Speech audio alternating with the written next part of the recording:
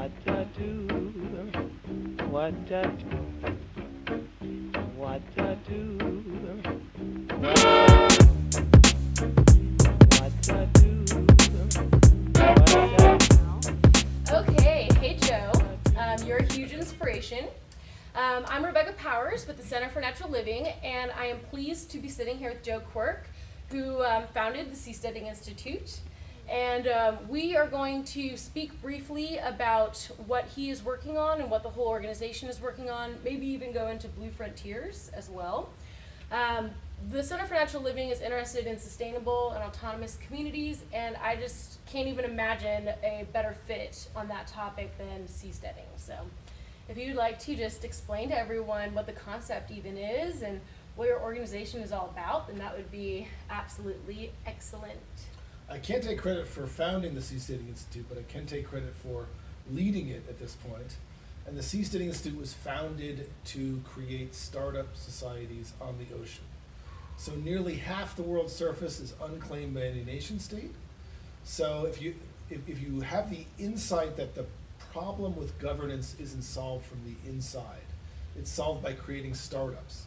And we have half the world's surface where we can create floating societies and demonstrate better ways of living together and hopefully change the old world as radically as Hong Kong changed communist China. I love that concept of being able to just move. If you don't like how something is being governed or handled, you have the freedom then of just floating to a new pod or being Right. on your own if you desire. How it doesn't get much more autonomous than that. Yeah, we call it voting with your house. Oh, I love that. It's like you don't need to fight about politicians if you could literally detach your land and go somewhere else. So, okay, I love that. I have heard some concerns about sustainability, although during your presentation it seemed like you were informing everyone that's actually regenerative and that this is going to be a benefit to the environment. Is that an accurate assumption? It sure is. I mean, sustainability is old school, that's 20th century. In the 21st century, we're going to develop environmentally restorative societies. And this is starting with the first Seastead that was set up 2 weeks ago. They're already growing biorock, which is sort of like a coral that you grow naturally on the seastead. That attracts fish, that attracts life. Imagine if the more societies you build, the more life you increase on the planet. So as we proliferate seasteads across the world, we're going to increase the amount of green life and sea life in the world. So it's a net positive. Absolutely. Okay, you said 2 weeks ago. Whoa, we're approaching the end of February or mid-February or so. So you were suggesting that early February, the very first Seastead came about. That's historic, right? Yeah, February 2nd was the day that the century of seasteading started. I just got back from Thailand right before that, where I helped Ocean Builders, which is a brand new seasteading company, tow their spar structure and their seastead out onto the water, and they got the little seastead apartment on top of the spar, and the spar is what keeps it completely as stable as a fence post in the oceans. So the waves are doing this while the spar remains stable. You have your seastead sitting on top of it, safe above the waves. We've had 2 people living on it for 2 weeks, and they've survived storms and high winds, and everything is working out just fine. Wow. So this was the conference where I first showed people videos of this seastead, and no one has seen it yet.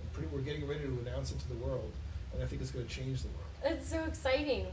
The engineering, I'm sure, with like the technology that exists nowadays, we'll be able to keep up with more and more people being able to live that sort of lifestyle. And it is incredibly inspiring. How could someone seastead? Is there a market for it yet, or will there be one designed in the future? So many, just from doing this conference, 14 or 16 people signed up to do a timeshare to build the second seastead. Whoa. Maybe 40 or 50 people have signed up saying, I want to buy the next seastead. So if you want to join the first ocean-going community, go to Ocean Builders, ocean.builders, and reach out to them. Say you talked to Joe Quirk at Anarchapulco. They'd be happy to host you at the first seastead and show you what it's like and maybe convince you to buy your own. Incredible. Okay, cool. And then one last question. There seems to be a legality issue beyond just having the engineering and the infrastructure for these. What is it like when people want to have this autonomy in regard to international waters and current laws and places that like legally in a way permit it? so that you have that freedom to live this lifestyle on the sea? It's fairly simple. Countries control the territorial waters up to 12 miles out off their coasts. Once you're more than 12 miles offshore, you're virtually free to do whatever you want. You can't mine minerals on the seabed, you can't exploit resources, but you could have a floating hospital that has its own laws, its own, you could provide better, faster, cheaper healthcare. You could have medical research. We're doing this off the coast of Thailand. Drones are illegal in Thailand. I had drones flown over the Seastead so they could film it. You could have barges brought in from other countries and not pay a tariff to the country. You are virtually a startup miniature nation if you have a seastead off the coast of, more than 12 miles off the coast of any country. So Wow. all the sort of startup, sustainable, intentional communities you talk about, I think the way you really reconceive these from the bottom up is to reconceive them from the ground up, except you can't use the ground. Completely restart society. And I would like to start floating some of the societies you want to foster. Wow, and I love what you say, stop arguing, start floating, right? Stop Is that- arguing, start Seasteading, okay. Yeah. Stop voting, start floating. Wow, that you is wanna so change the powerful. world, yeah. Cool, well thank you for your time. We'll post more information below. Hopefully we can have a long-term collaboration and a nice partnership together, because I think that this has incredible implications for the future, and wow, how incredibly inspiring. So thank Yeah, you I again. look forward to our partnership. Yeah. Okay.